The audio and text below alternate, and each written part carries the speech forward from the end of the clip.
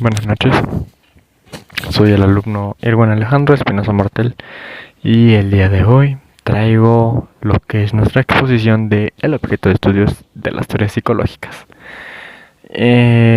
Solamente somos mi compañera Annalise del Carmen e Irwin Alejandro. Espero les guste nuestra exposición. Bueno, empezamos con una de las teorías principales, que es la psicología. Se sabe que esta es una ciencia que estudia tanto como la mente humana, como la conducta y los procesos mentales. Aquí podemos comprender el cómo nos podemos llegar a sentir, cómo pensamos y el por qué reaccionamos de cierta manera ante tales situaciones. Aquí se puede predecir el comportamiento humano en diversas situaciones. Aquí nos puede facilitar bastante la investigación científica como la práctica profesional. Y claro, aquí dejo 4 ejemplos que aquí dice, aquí estudia la psicología, tanto como la mente, la conducta y procesos mentales que definen nuestra experiencia. Las teorías son esenciales para comprender por qué actuamos de determinada manera. En el número 3 puse que hay que permitir interpretar comportamientos complejos desde un marco teórico fundamentado. Y en el cuarto, ayuda a predecir la conducta humana en diferentes contextos de situaciones. Y pasamos a la otra plantilla. Número 3. Fundamentos del idealismo. El idealismo sostiene que el conocimiento surge de las ideas y la mente, no del material externo. Ojo. La conciencia es central en la experiencia humana. El pensamiento crea y da forma a nuestra realidad. La mente es una fuente primaria del conocimiento. Y por último, las ideas preceden a la materia de la comprensión del mundo. Aquí una pequeña imagen nada más. Número 4. Fundamentos del materialismo. Aquí la conducta humana tiene bases biológicas y sociales, que esas pueden determinar el comportamiento. El cerebro, el cuerpo y el ambiente son elementos muy y bastante fundamentales para poder explicar tanto como los procesos mentales y los conductuales. El enfoque materialista utiliza métodos científicos y experimentales para poder analizar y aparte el comprender nuestra mente humana, considerando que toda actividad mental tiene un correlato físico observable y mediable. Aquí una pequeña imagen. Número 5. Teorías de orientación idealista, con sus respectivos ejemplos. Las teorías idealistas en psicología enfatizan el papel central en la mente, la conciencia y la experiencia subjetiva en la comprensión del ser humano. Acabamos con esto. Estas perspectivas consideran que los procesos internos, las emociones y la percepción son bastante fundamentales para poder explicar tanto como la conducta humana y el conocimiento surge de las ideas y la experiencia personal del individuo. Aquí pasamos con los 3 ejemplos nada más. El psicoanálisis, Freud explora el inconsciente, los conflictos internos y las emociones reprimidas como determinantes de la conducta humana. 2. Humanismo, Carl Rogers enfatiza la autorrealización, el crecimiento personal y la importancia de la experiencia subjetiva del individuo. 3. Gestalt estudia cómo la mente organiza la percepción en totalidad significativa, destacando que el todo es más que la suma de las partes. Vamos con la teoría con orientación materialista. Número 1. Tenemos en primer punto el conductismo. Conducta observable y mediable. Aprendizaje por conocimiento clásico y operante. Énfasis con estímulos y respuestas del ambiente. Número 2. Procesos mentales. Memoria, atención y pensamiento. Aquí el procesamiento de información como modelo mental. Influencia de ambiente en la cognición. Y número 3. Enfoque experimental. Es el método científico riguroso, investigación empírica y replicable, análisis objetivo de conducta y procesos mentales.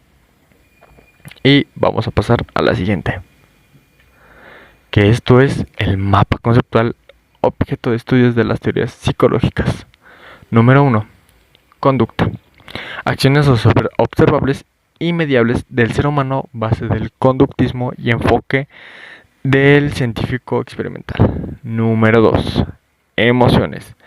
Estados afectivos que influyen en la conducta y el bienestar, estudiadas por el psicoanálisis y el humanismo. Número 3. Pensamiento.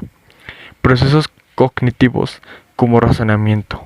Es el razonamiento, memoria y resolución de problemas, estudiando por el cognitivismo. 4. Aprendizaje. Proceso de adquisición de conocimientos y habilidades, central en conductismo y cognitivismo. Número 5 es la percepción. Aquí es la organización e interpretación de estímulos sensoriales, foco principal de la teoría de Gestalt. Número 6 y último, relaciones humanas, interacciones sociales y vínculos interpersonales y fundamentales en el humanismo y psicología social. Y por último, de mi parte, voy a dejar una pequeña conclusión. Que pues bueno, aquí las teorías psicológicas nos brindan herramientas fundamentales como para comprender la complejidad del ser humano, tanto el idealismo como el materialismo. Aquí aportan valiosas perspectivas como, bueno, mientras uno enfatiza la mente y la experiencia subjetiva, el otro destaca las bases biológicas y mentales para el ejercicio profesional. Considero que integrar ambos enfoques permite una comprensión más completa del comportamiento humano, facilitando las intervenciones más efectivas y humanizadas. Eso fue todo por mi parte. Adjunto tantito mis referencias. Y pues bueno, muchas gracias, espero me hayan entendido. Los dejo con mi compañera Aneli. Buenas noches. Buenas tardes, soy Annelies del Carmen Sobarriba Rosales y voy a continuar con la exposición de mi compañero. Para empezar, voy a retomar el concepto de las teorías en la psicología. Como ya mencionó mi compañero, podemos entenderlas como unos marcos o guías escritas o establecidas que tratan de explicar el pensamiento y la conducta humana. Estas tienen distintos enfoques, distintas reglas bajo las que se rigen y tratan de explicar esta realidad mental desde diferentes perspectivas. El materialismo, como su nombre lo explica, es una corriente que cree que lo material tiene más peso que la conciencia, lo mental o lo sentimental. Considera que para que un individuo o algo tenga valor, tiene que haber algún objeto o cosa material que se lo proporcione. El mundo real o la realidad es la que nosotros podemos ver, solamente la que podemos ver y ya existe por sí misma. Eh, para esta tiene mucho peso lo que es observable o medible, por lo tanto existen métodos científicos que la respaldan porque de esta manera podemos realizar como un análisis de los datos más observables o reales.